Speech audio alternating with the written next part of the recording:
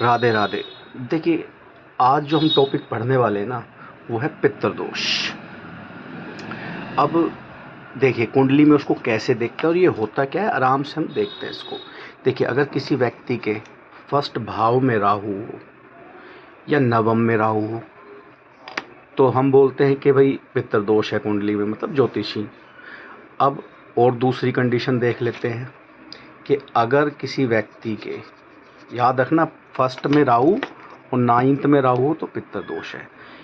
अगर किसी व्यक्ति के गुरु और राहु कहीं भी बैठे हो कुंडली में, मान लो फोर्थ भाव में बैठे हैं गुरु राहु, यहाँ बैठे हैं, कहीं भी बैठे हैं, यहाँ बैठे हैं गुरु राहु, मतलब गुरु और राहु साथ होने चाहिए, कहीं बैठे हो, तो बोल दिया जाता है कि भाई उनकी कुंडली में भी पितृदोष है। ठीक है, पहले तो हम जान लेते हैं भाई पितृदोष होता कैसे है। और तीसरी कंडीशन देखते हैं, ये तो होगी कंडीशन नंबर 2, गुरु राहु कहीं भी हो तो पितृदोष मानते हैं। तीसरी कंडीशन है, अगर किसी की कुंडली में सूर्य और राहु हो, सूर्य और राहु हो और वो कहीं भी हो, इस भाव में हो, इसमें हो, इसमें हो, इसमें हो, इसमें हो, कहीं भी हो, तो भी पितृदोष मान लिया जाता है। तो मोटी मोटी 3 कंडीशन होगी पितृदोष की, राहु फर्स्ट में हो और नाइन्थ में हो, नंबर 1। नंबर 2, गुरु और राहु कहीं भी हो किसी भाव में। नंबर 3, सूर्य और राहु किसी भी भाव में हो तो पितृदोष मान लिया जाता है। अब मान लो किसी की कुंडली में पितृदोष है, तो ऐसा बोला जाता है और सभी ज्योतिषी ऐसा बोलते हैं, अभी हम बात करेंगे ऐसा होता है या नहीं होता, कि भाई ऐसे व्यक्ति की कुंडली में जिसमें पितृदोष है तो समय समय पर इनको बाधाएं महसूस होती है, बनते बनते काम अचानक से रुक जाते हैं, इनकी उन्नति नहीं हो पाती, यानी कि उन्नति में बाधा करती है। इनकी कुंडली में पितृदोष हो तो आपको पता लग गया इनको प्रॉब्लम क्या आती है। अब हम देखते हैं पितृ कौन है।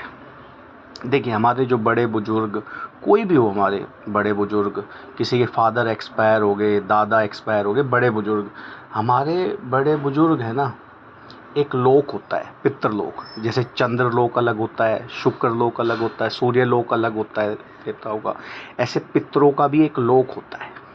ठीक है, उसके राजा का नाम होता है आर्यमा, मतलब वहाँ के पितर एक लोक है, मरने के बाद सब वहीं जाते हैं पितृलोक में, और वहाँ के राजा का नाम है आर्यमा। तो वहाँ वो कुछ समय बिताते हैं पितर, मतलब उसके बाद तो उन्हें नया शरीर मिल जाना है।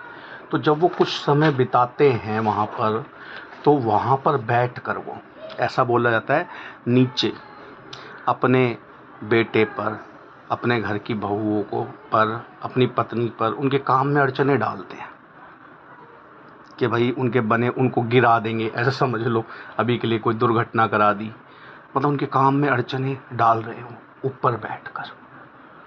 तो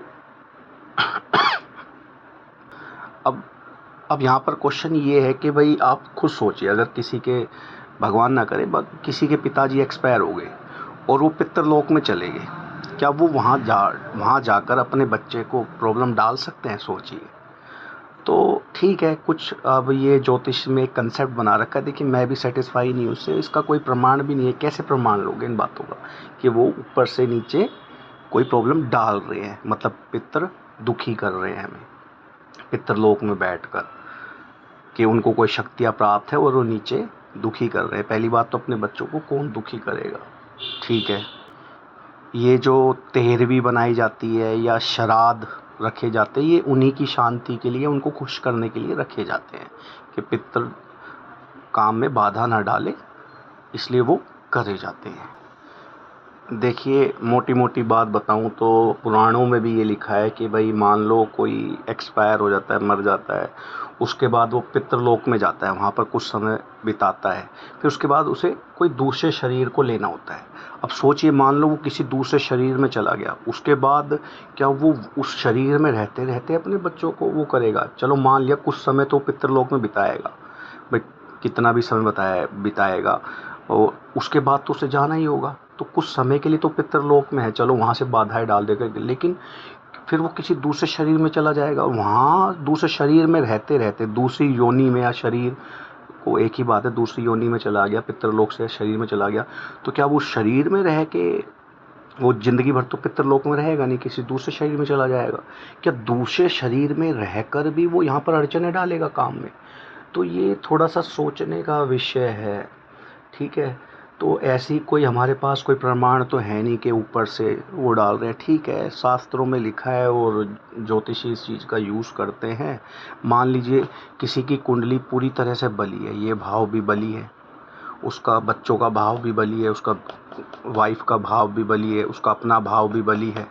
अब जब अपने सारे भाव बली है और उसकी कुंडली में पितृ दोष भी है, तो उसका तो भाग्य पहले लिख दिया, वो तो पहले ही बली है, अब पितृ कैसे उसको प्रॉब्लम डाल सकते हैं? तो आप भाग्य के अगेंस्ट जा रहे हो।